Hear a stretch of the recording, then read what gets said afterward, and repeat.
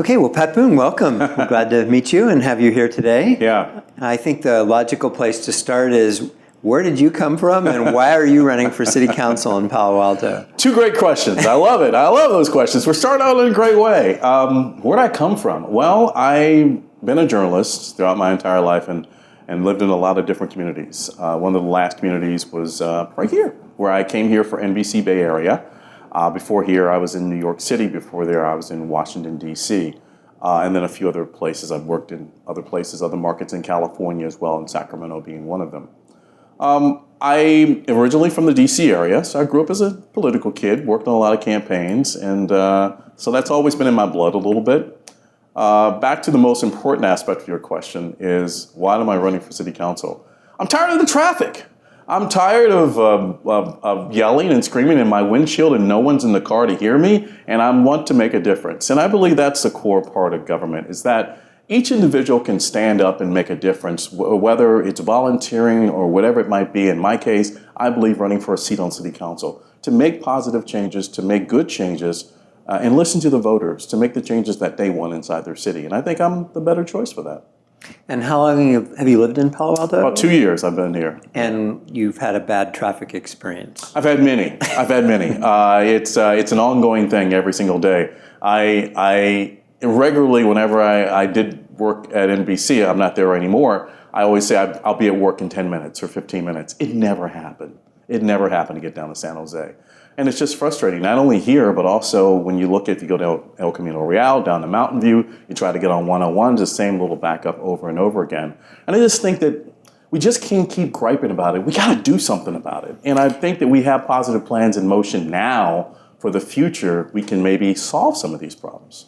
So is the traffic that's got your attention, is it the traffic within the neighborhoods? Is it the inbound commute traffic? What is, we've had various neighborhood controversies about traffic measures that are designed to slow people down. Yeah. What is it that you would want the council to do in the transportation area? My area is that it's a lot of emphasis on the main arteries of town. Of course, obviously, we have the circles like on Ross Road that are trying to curb traffic as much as we can within the communities. But I believe that we need to expand the TMA. I think that we need to get that out of just being a city-wide measure, and let's make it within downtown, and let's make it a city-wide measure. I think that that's the type of thing that we need to look at. And how do we fund it? We look at residents and businesses playing a part in that, as well as other areas in funding that.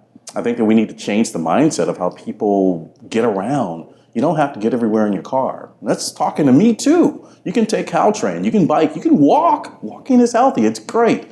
And you can also carpool. How did you get here today? I did drive, but I will tell you the only reason why, because I had a meeting that was too far and I couldn't do it in time. But I thought you were downtown, and I was like, oh, I'll just walk there. So that was in my plans. That was definitely in my plans. But I believe that you need to have some type of different mindset of how to get around town. We all have to be in this together, but we all have to look at how we can set some standards now that people know how to do in the future. So you say that expand the TMA and have residents and businesses somehow pay for it. What is the somehow part of that? How do you propose that? I think right now we need to look at it for a business tax. I think a business tax would definitely play a role in that. As for the residents aspect, I think that needs to be still worked out. I'm not advocating for any taxes on residents. I'm not advocating that residents have to pay more for their transportation needs, but there may be things that we may ask out of them. What they are right now, I'm not really prepared to say because I haven't put a lot of thought in that aspect of it, but definitely the business tax, that will play a major, major role in funding the TMA citywide. And what role do you think the city should have in funding the TMA? Public funds? With public funds, well, right now we're very tight on our public funds. So I think that we have to look at some creative ways of taxing. I think the hotel tax could be one option, but that's, to me, it's not really a lot of money. I think we need to look at maybe recurbing our budget. I think maybe we could look at being a little bit more creative with our citywide budget, maybe chopping some things that we don't need, maybe adding some things that we didn't have in before. So I think it's going to have to be some creative math on our behalf. But I don't think that we should look at hitting the residents up too much on this. I think that's a little unfair. They're already getting hit up a lot. What would you chop?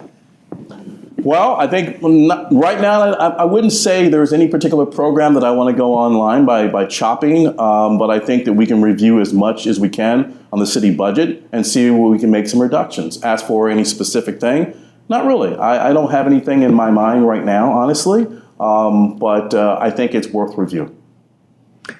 Do you live in South Palo Alto? What part of town? In downtown, but I'm moving to Barron Park. Okay. Yeah.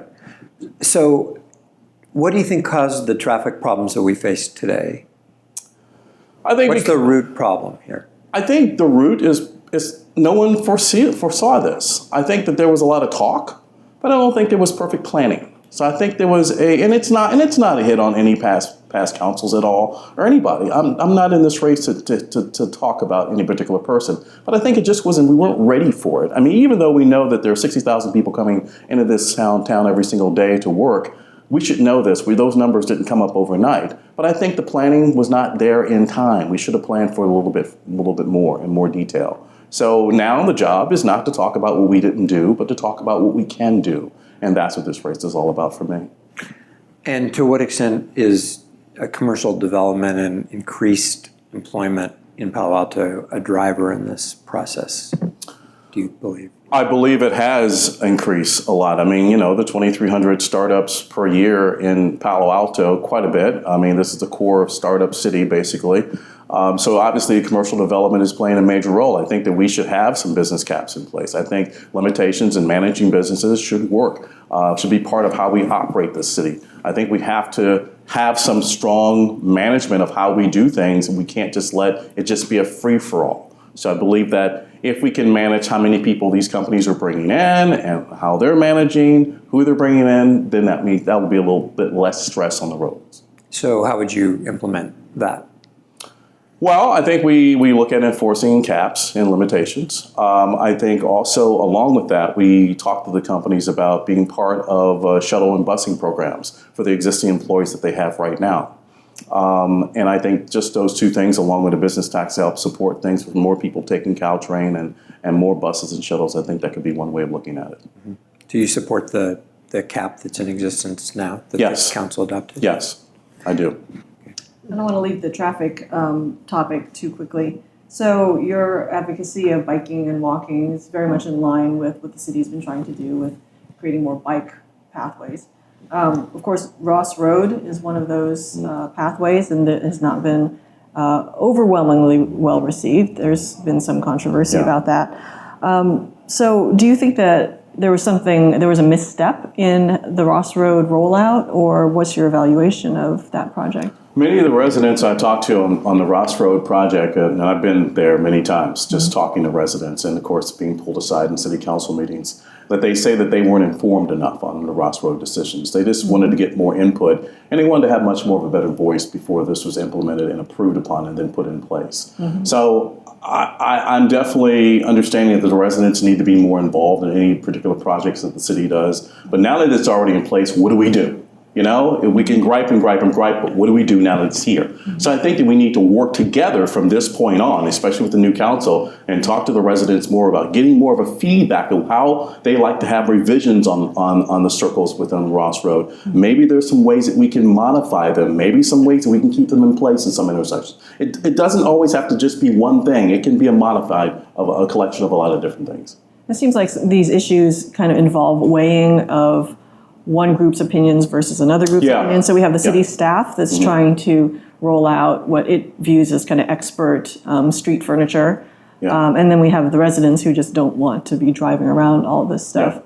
As a council member, you have to kind of weigh, whose opinion maybe matters more. Do you have any thoughts on how you would make those decisions? Well, I think that that any council member or any elected official in Palo Alto or anywhere in America, their number one role is to represent the people, whether they voted for them or not. And I believe that you have to make sensible decisions, not only for a group that's yelling at you the most, but also the ones that don't. So I think that you have to make really strong, educated decisions, and you've got to hear both sides and listen before you make valued decisions. And I think that's one of the big perks about my candidacy. So I believe that the residents need to be a little bit more involved. I think you can have a contentious side from both angles, but then you can come up with a good medium decision. Because sometimes this side may not understand exactly what this side, but they know they don't like this side. But if they talk and we have more communication, it's amazing what magical things that we can possibly do. And maybe that's a euphoric thing of looking at life, but you know what? That's not such a bad thing. It's not such a bad thing to believe and dream that if we can work together, we can work out our problems. Also on the transportation topic, grade separations. So the city's trying to figure out what to do with the 4 intersections right now. Yeah. One option on the table is to entirely close, for example, Churchill Avenue.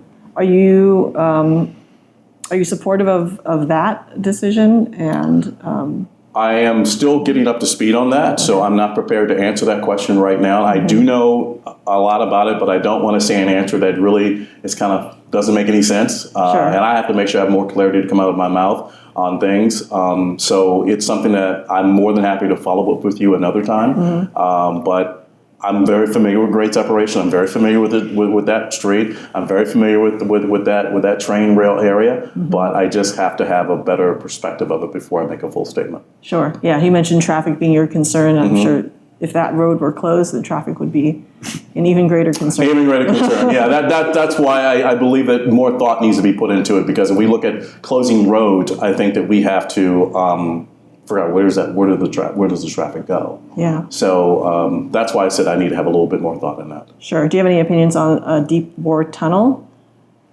A tunnel all the way through underneath tracks? No. I've talked to a biker who actually wanted me to go out biking with him to talk more about that, but I actually didn't have a chance to go with him on that day, so I don't have an opinion on that yet. Yeah. Okay.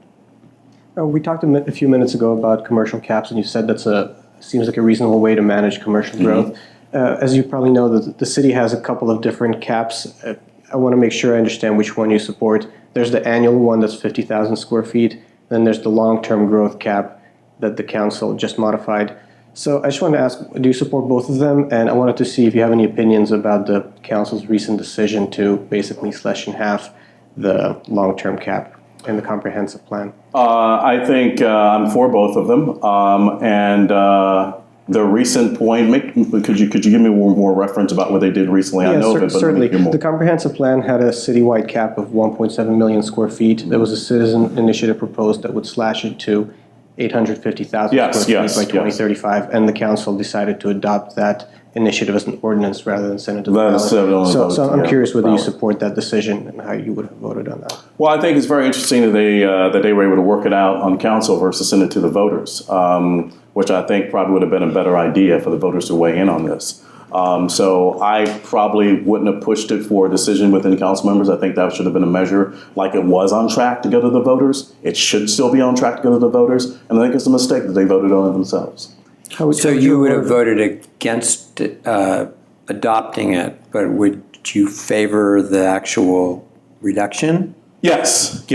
I would favor the actual reduction, but I believe that it should go to the voters to make that decision. Okay. That's where it was going anyway. So I just think that that's basically where it should have just stayed in place. On the topic of infrastructure, so we have this hotel tax hike that's going to be on the ballot. Are you for or against that? Hotel tax. The hotel tax to me is it's an interesting idea. By the way, I'm for it. Okay. But with a caveat.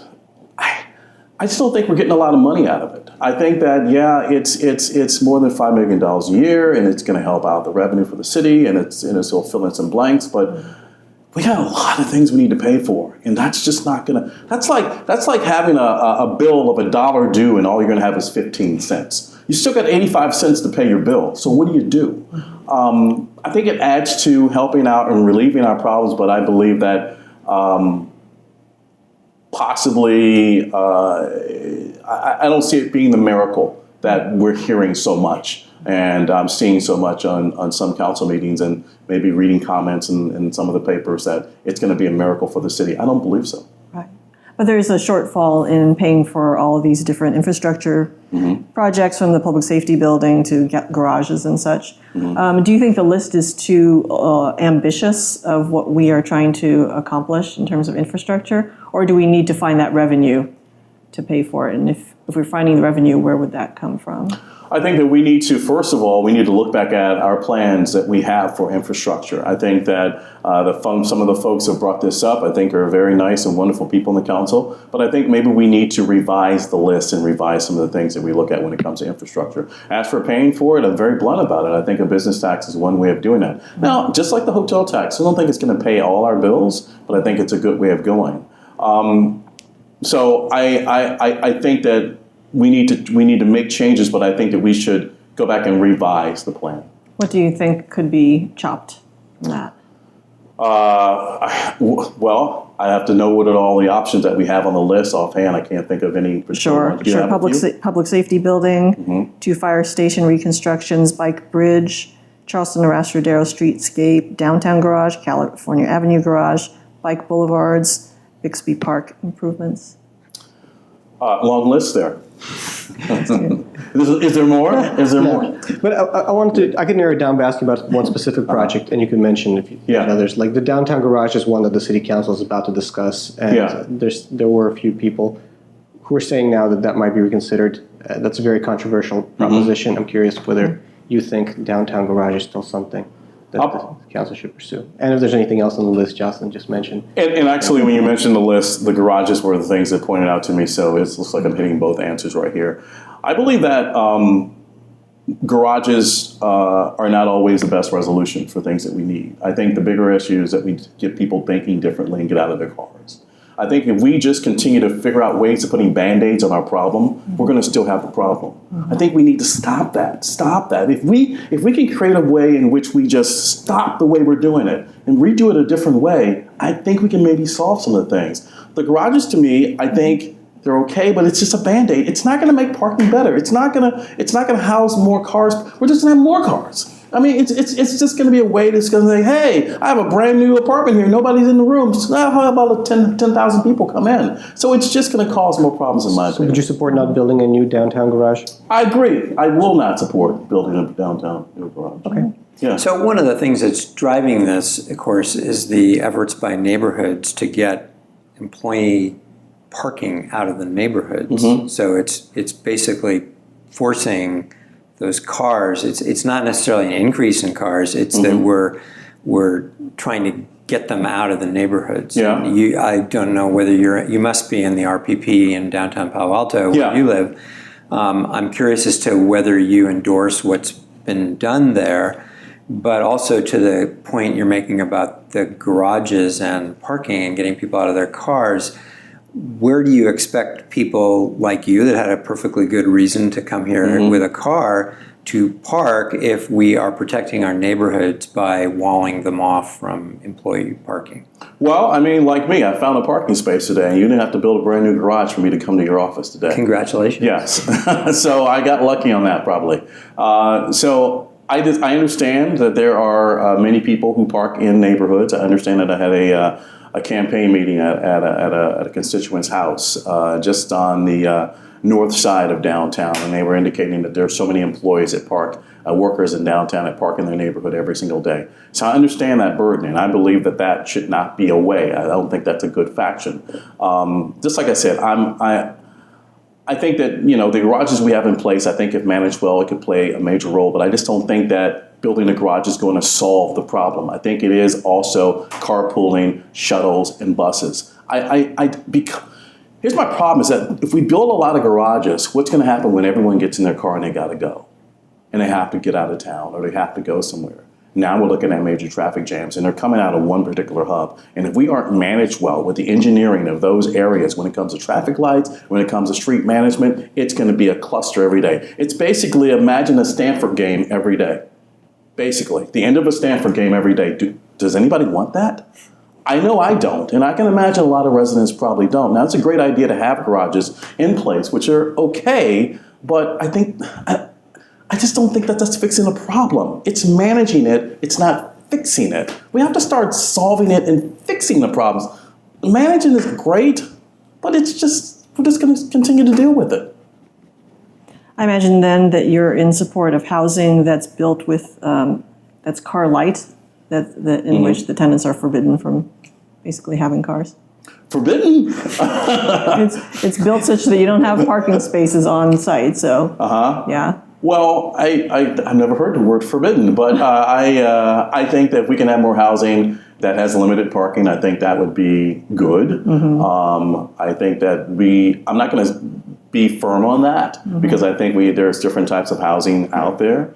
But if we can have as much housing as we can without parking, I think that's a great idea. I mean, one perfect example, the residents of the hotel president, many of them who I've talked to don't have cars. They take Caltrain. They take buses and shuttles all the time. And I like that. I think that's a great idea. Now, can we get everybody to be that way or think that way? No, of course not. This is a huge city. Everybody has different opinions. But I believe that if we can push more people to that, and the ones that come here, if they know that that's the plan that we need them to operate on, I don't see why that can't be a bad thing. But how could you do that without at the same time creating more spillover into the neighborhoods of cars?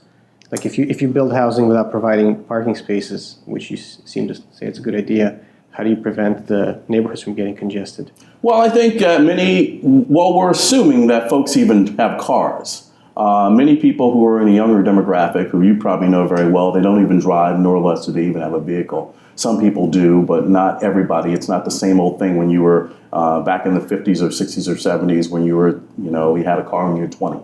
So a lot of people don't drive, period. So we need to look at that particular workforce and living experience out there.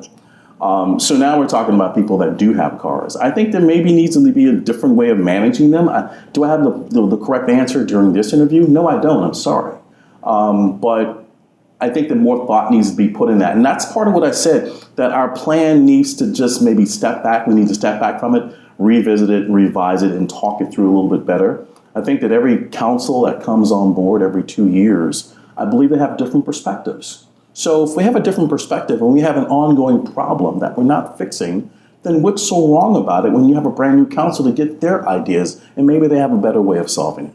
One new idea that you brought up last time we chatted was counterflow, the idea of turning a two-way street into a one-way street during certain times. Is this still something that you're pursuing as part of your campaign? And can you say a little more about that idea?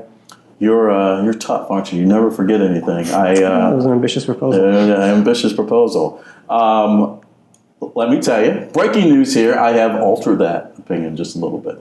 After hearing from a lot of people who are traffic engineers and looking at the perspective of how we operate traffic here in Palo Alto, it doesn't seem like that is going to be a viable, perfect set idea. Now, I'm going to keep that on my campaign website because I do believe that there's a way to do that in maybe a modified way. I believe that maybe we can still have the traffic going in two different directions and maybe one lane that's a flip. And flip now and then. So if there's heavier that way out of a Sanford game, you flip that way, now you have 4. If it's heavy traffic going to Menlo Park or into the city, you flip that, now you have 4 going northbound. If it's the same, you make a decision to decide where the heaviest traffic on and you flip it or something like that. So I think that could still be a possibility. But as for having a full contraflow idea, which is actually going on right now in South Carolina today as people evacuate for the hurricane, I think that idea, I'm going to alter from that a little bit. I want to stick with the carless resident concept. Yeah. I think we're all aware that that's a phenomenon in urban metropolitan cities. I hear a lot of people trying to argue that exists in places like Palo Alto and suburban communities. There's very little data to support that, and I'm wondering, since you're advocating for that approach, what data do you have that would suggest that there really are substantial numbers of carless residents besides the people in the President Hotel President Apartments that you've talked to? Well, I think just hanging out at or taking Caltrain, you see the younger faces that are on that train. They don't have vehicles, and I've talked to many people. I think they're arriving. Yeah, I know. I think you look at also companies like Uber and Lyft and all the rideshare programs, and you see how packed and how well they're doing these days. You look at the busing systems, you look at the Google bus, the Facebook bus, and how packed they are, residents who are coming to this area and working without a car. And I talk to a lot of younger people. unofficial data that I'm putting together, but just conversations with folks, and they tell me they don't have vehicles. Right, but all those examples that you're mentioning are the metropolitan residents of San Francisco that are arriving with these alternative transportation measures. They're not carless residents of Palo Alto.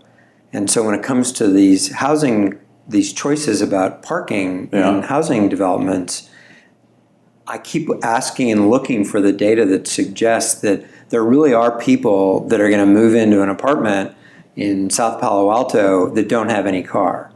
And I just haven't seen any support for that. There is no data that I can provide you that supports that idea. I'm making it based on the fact of the demographics, no matter if those demographics are in San Francisco or right here in Palo Alto.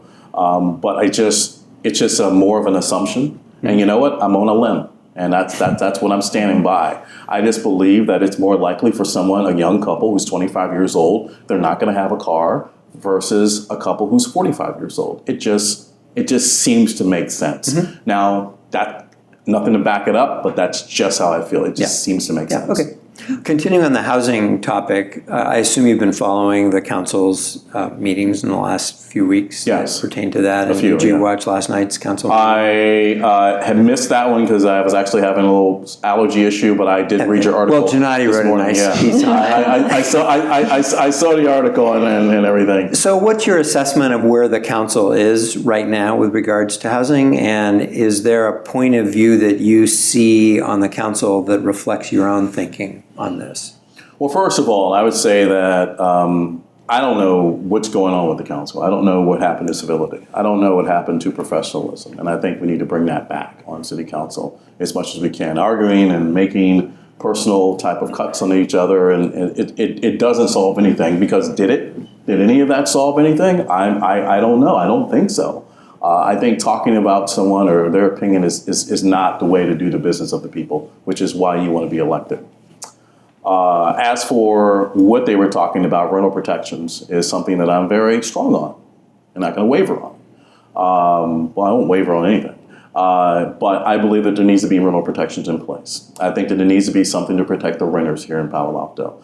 For us not to have as much measures in place as other cities like Mountain View, which is on the ballot this year, I think it's ridiculous. So I think that this is one of those issues that should have been solved a long time ago, but it hasn't. So let's get over it. Let's talk about what we can do now.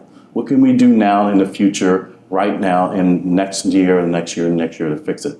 So I believe that we need to revise how we look at rental protection. What do you mean when you by rental protections? Yeah, we need to drill down on that quite a bit here. Does that include rent control or rent stabilization or capping increase of rents? Or I think that rent control can get a little dicey, and I believe that now you have the city that's telling a apartment owner that you can only charge so much, you can't get that much profit. I think that's a little bit bold for city government to tell a renter. So I think rental caps, I believe that we can look at some options of that, but I don't think that needs to be something mandated by the city.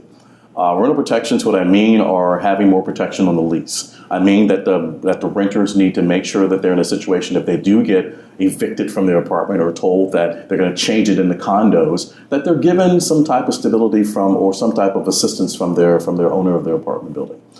Some moving expenses, more than 45 days notice or even 6 months notice. How about let them know if you're planning to sell this building when you're renting your apartment? So I believe that those type of things need to be in place. Just talk to your renter. do you think relocation assistance should be restricted to those making below area median income, or should it be for all levels? Good question. I know the council looked at that, and There's different opinions on that. I'll tell you once again, blunt. I think you don't help one person one way and help another person another way. You help all the people the same way. So if you're going to offer rental assistance, you offer rental assistance.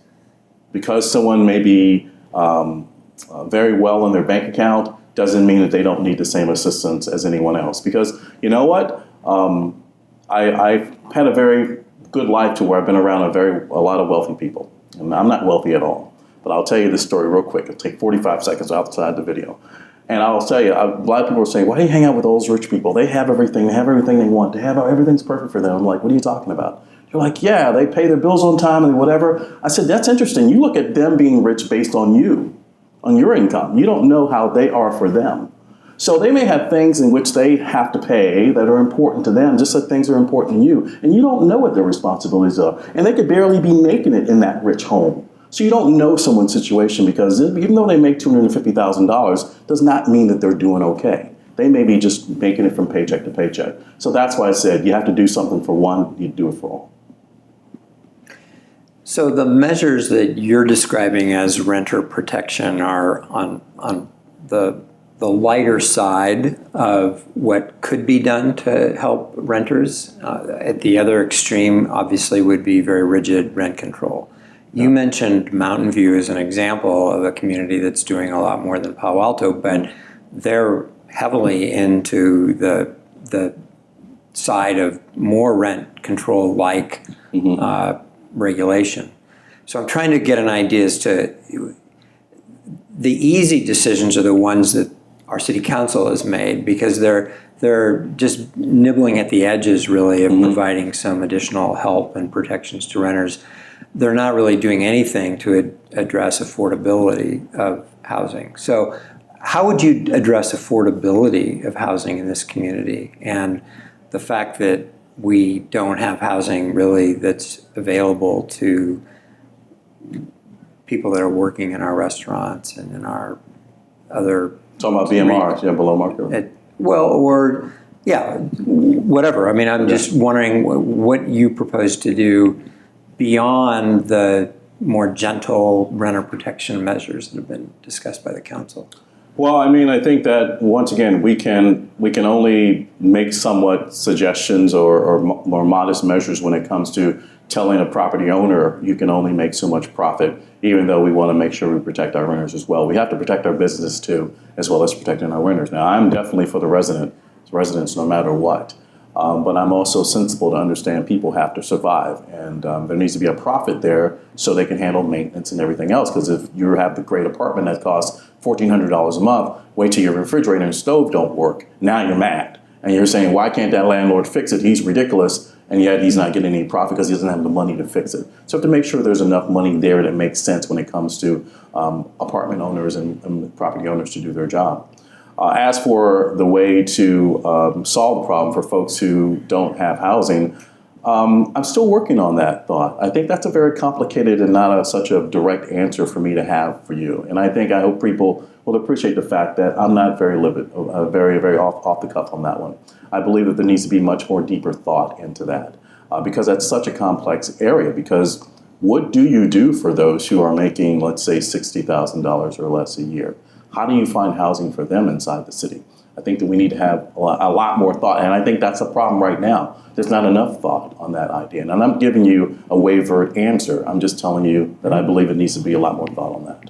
So on the earlier part of your answer, I'm wondering if you could address whether you support what Mountain View is doing in terms of their rental housing ordinances and San Francisco's rent control ordinances. I made a reference to Mountain View when it comes to rental protection, and maybe I shouldn't have made that as an example because I'm not talking about their full ballot initiative. Okay. I've just meant based on rental protections, and that's something I won't make that distinction anymore. Thank you for bringing that to my attention. And what about the San Francisco rent control measures, which have been in place for many, many years? Whether or not they're good? Yeah. I really don't have an opinion on that, honestly. I don't know enough about it, honestly, to see the aspects of it, nor have I talked to any property owners in San Francisco. I've certainly talked to many renters in San Francisco. The Marina area, for instance, is a very heavy rent control area. You can get in there for about $2,200 a month in some rare apartments there. So I know that there is rent control in place, but I don't know, I just think that there needs to be a variance there. You just can't have a low rent and expect everything to work perfectly in your apartment. Outside of renting, a lot of people look at the housing crisis and point to a lack of housing supply. Is there a particular program that you would favor as being the most effective, the most important, that the city should jump on to increase the housing supply?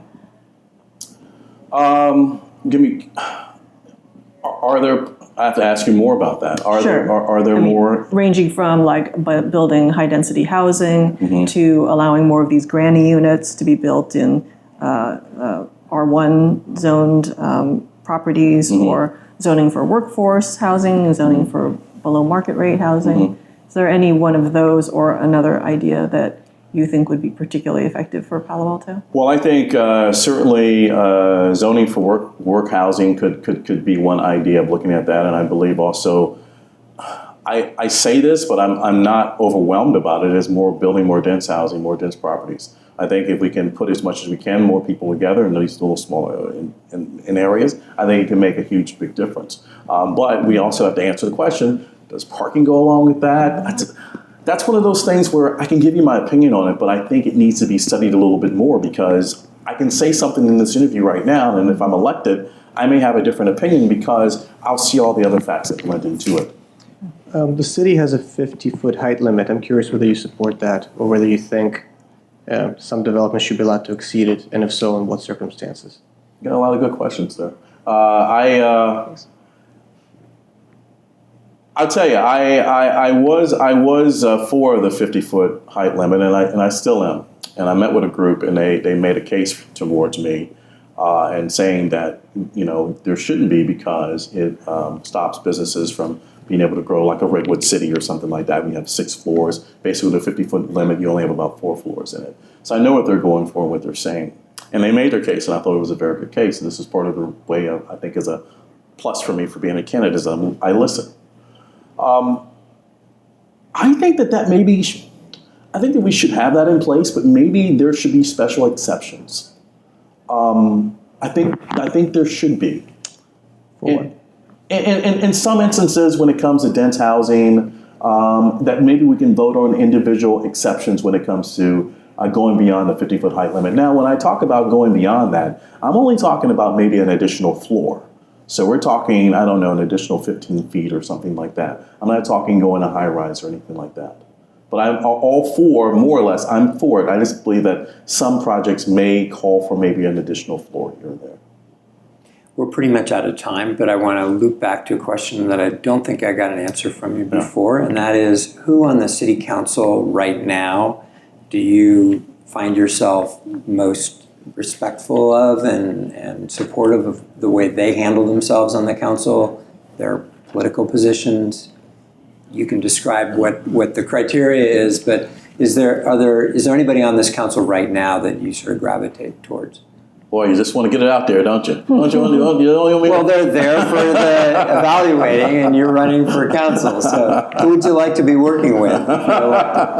Just make it plain simple.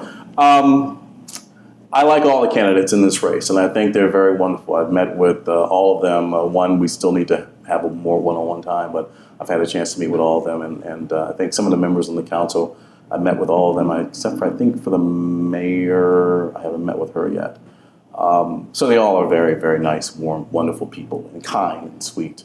So I could work with all of them. I'm not going to give you a political answer. I'm going to answer this. So I'm just buffering you up to my answer. That's all it is. So I can work with all of them and all opinions, and I think that's what you need out of a city council member. You need to have somebody that works with everybody, not just one side or the other side.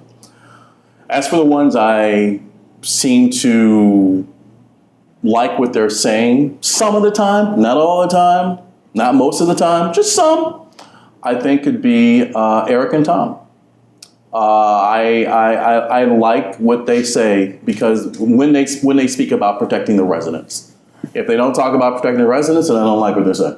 But I think that if you are going to look out for the residents and believe in my number one priority is why we run, is to protect the people in your city, I think that they identify that as much as they possibly can, more so than a lot of the people. But I think all of them are really, really, really, really good people. I don't have any problem with anyone on the council. You just said they're not civil or professional a few minutes ago. Well, I think in certain instances, they do lose control. But I think overall, I think they're nice people. I think they're sometimes wayward and forgetful of their purpose up there. But it doesn't mean you're not nice. You can be uncivil, but still be a nice person. You're trying to trap me. That's a great place to end. Thank you, Pat Boone, for being here. Yeah, this has been fun. Hold on, we don't have another 45 minutes. I want more. Come on. This is fantastic. Thank you. Thank you all so much.